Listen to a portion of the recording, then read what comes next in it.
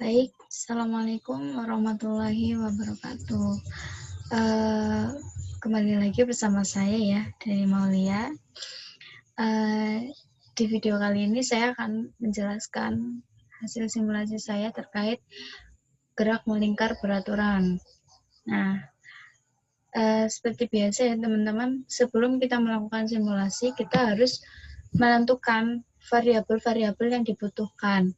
Nah, di sini di gerak melingkar beraturan ini kita membutuhkan beberapa variabel antara lain R. R itu adalah jari-jari, yaitu jarak dari pusat ke benda atau jarak benda terhadap titik pusat. Kemudian ada T yaitu waktu. Kemudian ada W atau omega. Omega ini menunjukkan kecepatan sudut. Kemudian ada X yaitu posisi benda terhadap sumbu X. Kemudian ada X0 yaitu posisi awal benda terhadap sumbu X.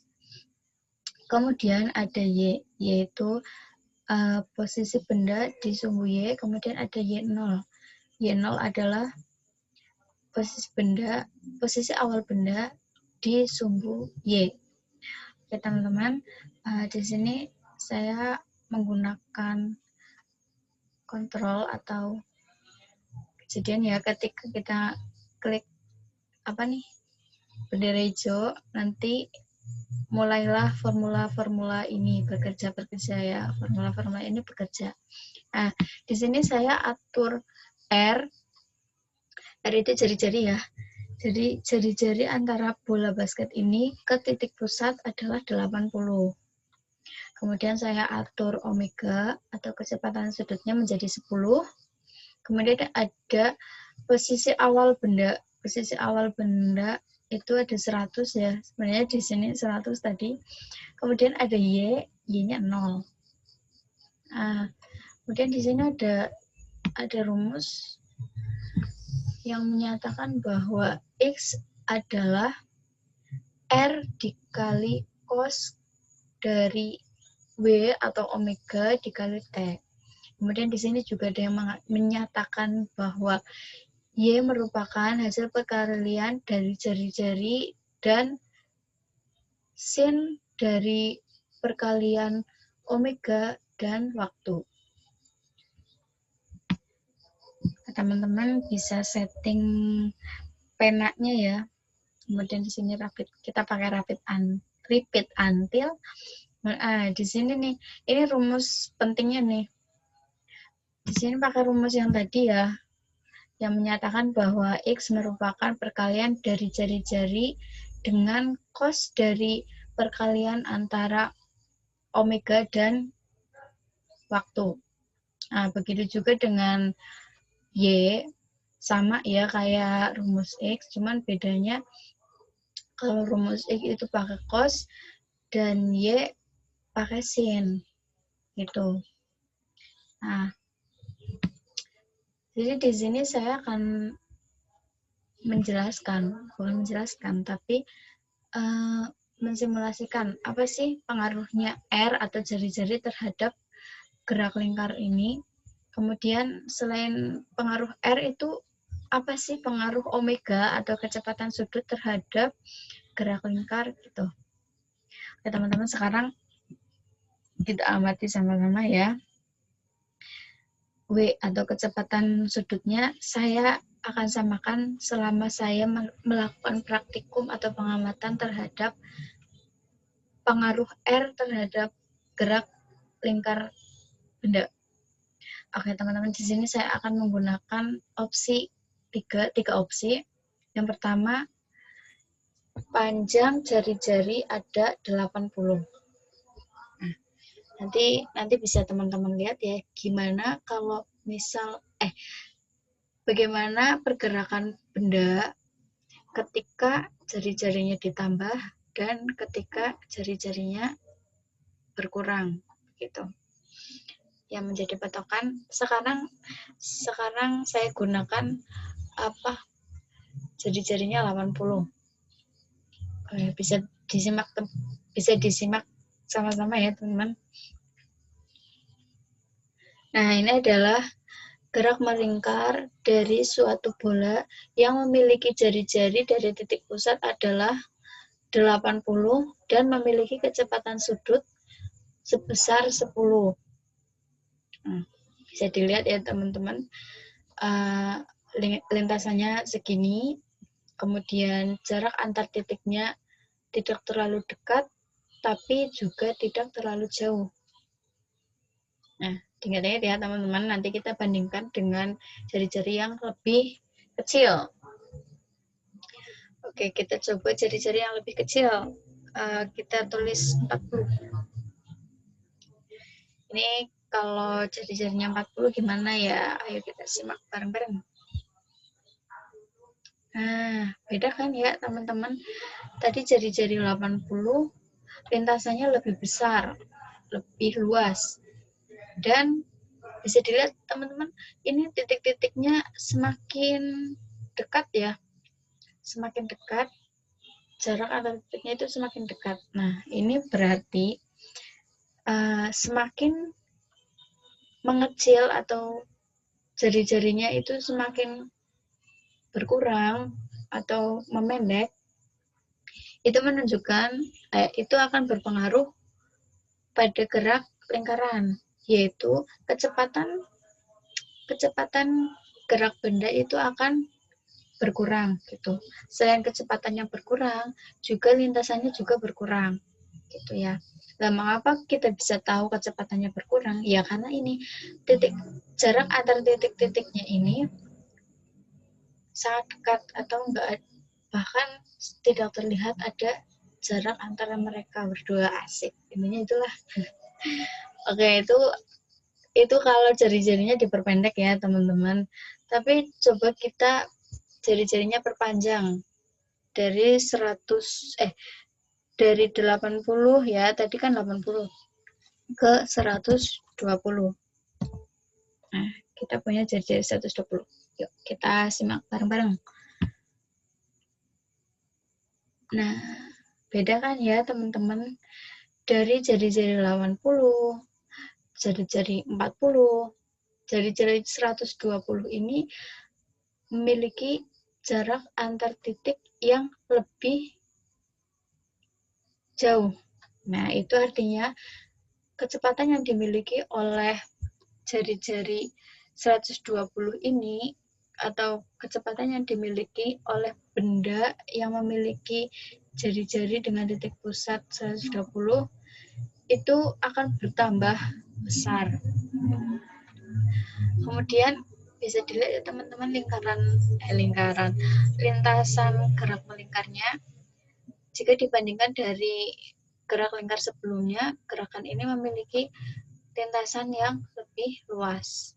Nah, dari ketiga percobaan tersebut dapat disimpulkan bahwa R atau jari-jari memiliki pengaruh terhadap gerak melingkar suatu benda.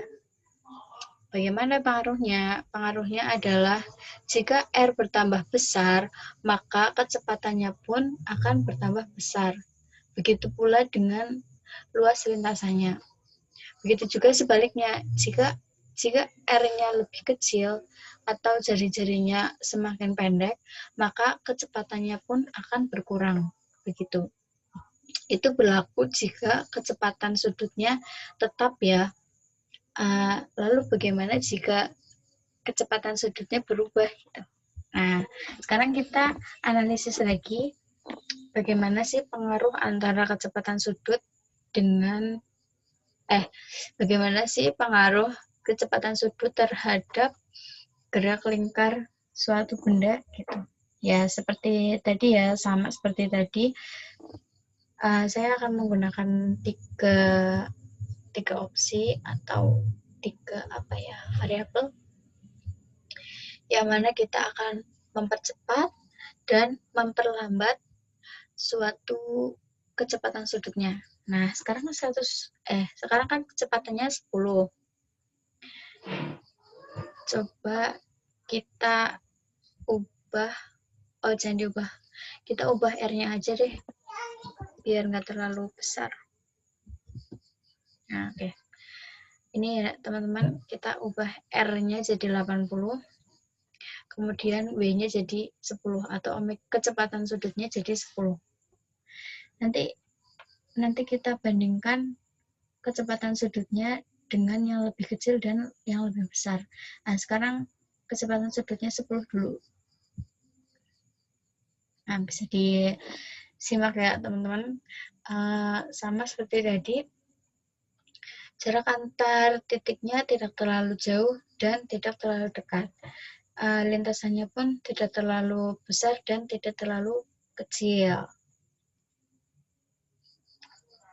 Bisa diingat-ingat ya teman-teman buat untuk membandingkan dengan yang sesudah ini, setelah ini maksudnya. Kemudian jika kecepatan sudutnya kita ubah menjadi 5, artinya lebih lambat ya. Bisa disimak ya teman-teman. Ketika kecepatan sudutnya berkurang, jarak antar titiknya itu semakin dekat.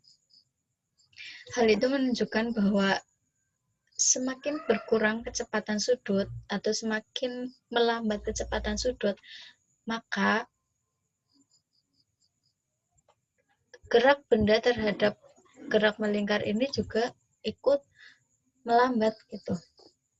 Nah, itu jika diperlambat kecepatannya atau kecepatan sudutnya dikurangi. Lalu bagaimana jika kecepatan sudutnya kita tambah jadi 15? Nah, begitu teman-teman. Ini jika kecepatan sudutnya 15. Berbeda ya dengan kecepatan sudut yang 10 dan kecepatan sudut yang 5.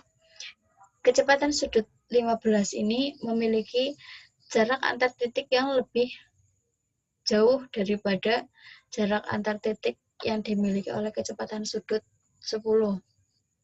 Ya. Tapi teman-teman ngematin nggak sih? Walaupun jarak antar titiknya itu berbeda, tapi luas lingkaran atau panjang lingkaran, luas lintasan atau panjang lintasannya itu tetap sama. Iya nggak? Iya.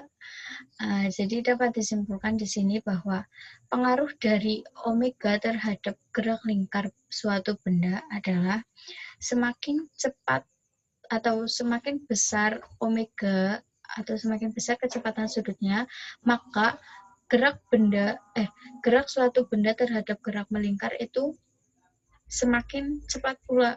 Begitu juga sebaliknya, jika semakin lambat kecepatan sudutnya, maka gerak benda terhadap gerak melingkar juga akan berkurang gitu. Begitu ya teman-teman. Jadi dari simulasi ini dapat kita simpulkan 2 kesimpulan. Yang pertama, pengaruh R terhadap gerak lingkar. Pengaruh R terhadap gerak lingkar adalah jika semakin panjang atau semakin besar jari-jari, maka semakin cepat pula gerak suatu benda melingkar gitu. Kemudian selain kecepatannya, lintasannya juga akan bertambah luas atau bertambah panjang. Kemudian kesimpulan yang kedua adalah jika omeganya bertambah banyak atau bertambah besar, maka kecepatan suatu benda itu juga semakin bertambah. Namun jari-jarinya atau lintasannya itu tidak berubah. Gerak lintasan suatu bendanya tetap sama walaupun kecepatan sudutnya berbeda-beda. Oke, mungkin cukup sekian ya teman-teman. Semoga bermanfaat. Ya maaf kalau saya belibet ya. Wassalamualaikum warahmatullahi wabarakatuh.